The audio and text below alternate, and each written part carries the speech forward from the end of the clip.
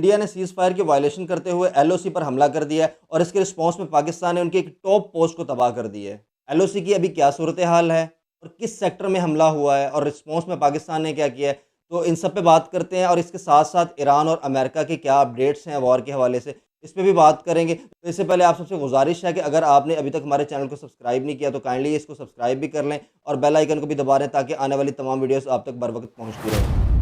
अस्सलाम वालेकुम नाज़रीन, दिस इज़ एचएम तैयब है और आज के इस वीलॉग में बहुत अहम डेवलपमेंट्स के बारे में बात करने जा रहे हैं। अब से चंद घंटे पहले इंडिया ने एलओसी पर फायरिंग कर दी है और ये राग लापना शुरू कर दिया कि पाकिस्तान ने वायलेशन कर दी है सीज़ फायर की। नाज़रीन किराम, इंडिया ने एक दिन पहले से इस चीज़ का माहौल बनाना शुरू कर दिया था, अपने मीडिया के ज़रिए से ब्रेन साज़ी शुरू कर दी अपने लोगों की। हमने पाकिस्तानी हमायत याफ्ता एक ट्रांस बॉर्डर स्मगलिंग ग्रुप को पकड़ा जो कि हथियार बेचने के लिए या हथियार साज़ी करने के लिए इंडिया में दाखिल हुआ और हमने उसको पकड़कर उसका मिशन नाकाम बना दिया। अब सोचने वाली बात ये है कि पाकिस्तान क्यों करेगा सीज़ फायर की वायलेशन? जबकि डोनाल्ड ट्रंप ने बोर्ड ऑफ पीस की समिट में दोबारा से ये कहा है कि पाकिस्तानी आर्मी बेस्ट आर्मी और पाकिस्तानी आर्मी की तारीफ़ें की हैं, पाकिस्तान की तारीफ़ की है। फिर पाकिस्तान इस चीज़ की क्यों वायलेशन करेगा?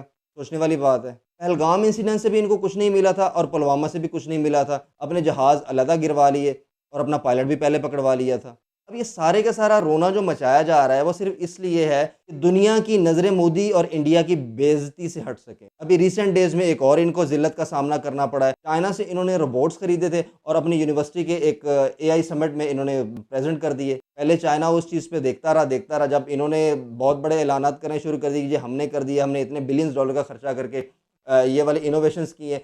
चाइना ने उसी टाइम पे फिर ये बयान दे दिया कि ये हमने 2-3 साल पहले बना दिए जो आपने हमसे खरीदे हुए हैं, जो कि कुछ लाख रुपए में मिल जाते हैं और इंडिया ने वो खरीद कर अपने एआई समिट में पेश किए हुए थे। और इसके साथ-साथ जो कि इनके लिए सबसे दुःख देने वाली चीज़ है, बिल गेट्स और अदर सीईओज़ ने आने से इनकार कर दिया ऐन मौके पर, क्योंकि ज़िल्लत ही बहुत ज़्यादा हो रही थी। चाइना ने रिस्पॉन्स कर दिया, चाइना ने कहा जी ये तो हमारी इनोवेशन है, ये तो हमारी इन्वेंशन है, जो हमने बना के दिया है और आपने अपनी समिट में लगा दी है। पूरा इंडिया इस चीज़ पे पहले से बोल रहा है। अब इंडिया इस चीज़ को डाइल्यूट करने के लिए, इस इंसल्ट को डाइल्यूट करने के लिए इन्होंने ये वाक़या कर दिए। इसके साथ-साथ आपको बताते चलें कि इन्हीं डेज़ में वादी जम्मू में इनके जहाज़ और हेलीकॉप्टर्स की परवाज़ें देखी गई हैं। लोगों में खौफ़-ओ-हिरास फैल चुका था पहले से कि ये क्या होने जा रहा है, अब कुछ नया होने जा रहा है। क्योंकि इंडिया जब से इसको मार पड़ी है, जब से इसको सबक मिला है, तब से ये बात तो कर रहा है, कि हम कुछ ना कुछ नया करेंगे पाकिस्तान के साथ। मज़े की बात आपको इसके साथ ऐड करते चलें कि इंडिया के चीफ़ ऑफ आर्मी स्टाफ ने ये बात कही है, पाकिस्तानी ड्रोन्स एलओसी क्रॉस करके आते हैं और हमारे सोल्जर्स को हरासा करते हैं और वापस चले जाते हैं।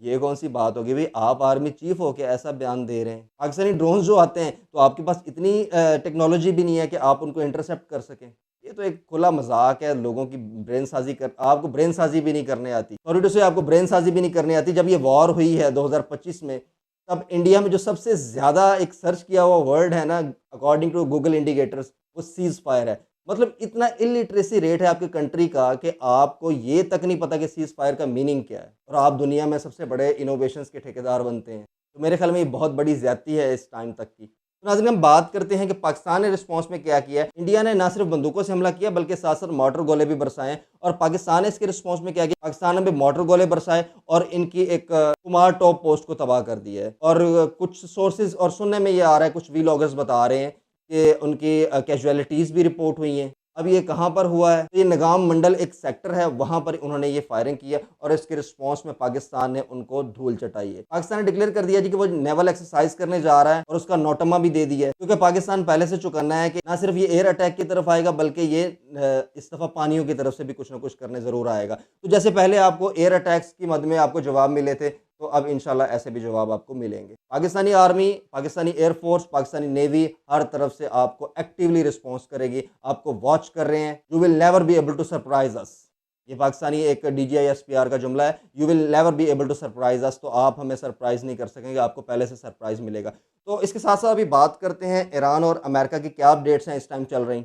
नाज़रीन करम, इमरजेंसी सायरन बज गए हैं जी। जैसा कि मैंने आपको पहली वीडियो में बताया था, कुछ इंडिकेटर्स भी दिखाए, कुछ इंडिकेटर्स के ज़रिए से मैंने आपको बताया था कि ये मुज़ाकरात कहीं पर भी होते नज़र नहीं आ रहे। तो अभी इमरजेंसी सायरन बज चुके हैं। मैंने आपको ये भी बताया था कि व्हाइट हाउस से ये क्लियर कट पैगाम आ चुका है इसराइल को कि आप अपनी जंग की तैयारियां करें, मुज़ाकरात से कुछ भी नहीं निकलने वाला। जो इन इंडिकेटर्स पे देखना चाहते हैं, पिछली वीडियो का लिंक मैं इस कमेंट बॉक्स में डाल दूंगा, तो आप उसको देख लीजिएगा। नाज़रीन, सूरत हाल बड़ी तशवीशनाक हो चुकी है। ना अमेरिका चुप बैठने के मूड में और ना ही ईरान चुप बैठने के मूड में। लेकिन अमेरिका इस टाइम कांप ज़रूर रहा है। किसकी वजह से जी? चाइना और रूस की वजह से, क्योंकि उन्होंने एंट्री कर ली है, इसमें डायरेक्टली तौर पर एंट्री कर ली है। चाइना पहले ही उनको सर्विलेंस सिस्टम तो दे रहा था, सर्विलेंस असिस्टेंस तो दे रहा था, इसके साथ-साथ नेविगेशन सिस्टम और इमेजिंग भी प्रोवाइड कर रहा था। और कुछ इमेजेस ऐसी अपलोड हुई हैं इंटरनेट पर कि चाइना ने उस चीज़ को दिखाया है कि हम किस हद तक आपको डीपली वॉच कर सकते हैं, आपको इवन दो कि मेरे ख़्याल में वो ब्लूप्रिंट भी निकाल सकते हैं उस चीज़ का। और कुछ खबरें ये भी आ रही हैं कि ईरान अमेरिका के एयरक्राफ्ट कैरियर इब्राहिम लिंकन जो है उसको भी तबाह कर दिया। ये एक वीडियो थोड़ी-सी आई थी, आई डोंट नो अभी तक उसकी किसी ने कन्फर्मेशन नहीं की, अगर कन्फर्मेशन होती तो आपसे बात ज़रूर करते। खबरें ये भी हैं कि ईरान ने रशियन मेड डिफेंसिव सिस्टम जो है उसको इंस्टॉल कर लिया है और इसके साथ-साथ ईरान ने अपना कम्युनिकेशन सिस्टम भी लगाना शुरू कर दिया है, जो कि कशीदा हालात में बहुत ज़्यादा तशवीशनाक, हौलनाक हालात हालात में आर्मी की या उनके सोल्जर्स की आपस में कम्युनिकेशन सिस्टम को बहाल रखेगा। क्योंकि ज़ाहिर है ना, जब मुल्कों की आपस में लड़ाइयाँ होती हैं तो कुछ बचता तो है नहीं समटाइम।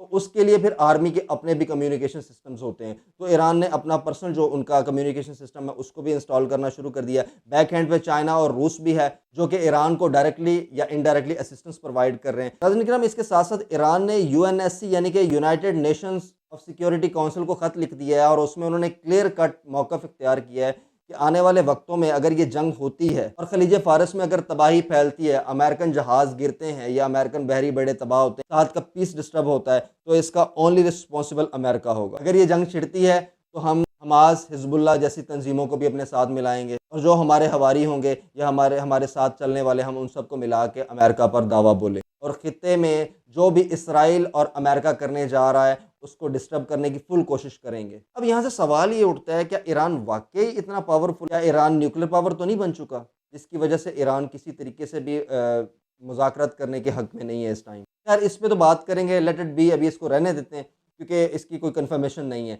इसके साथ-साथ एक और अपडेट ये कि सायरन जो बज गए हैं वो इसराइल में इमरजेंसी सायरन बज चुके हैं। इसराइल को उन्होंने पहले ही बता दिया था, जैसे मैंने आपको पहले भी व्लॉग में बताया और इसमें भी थोड़ा-सा बताया।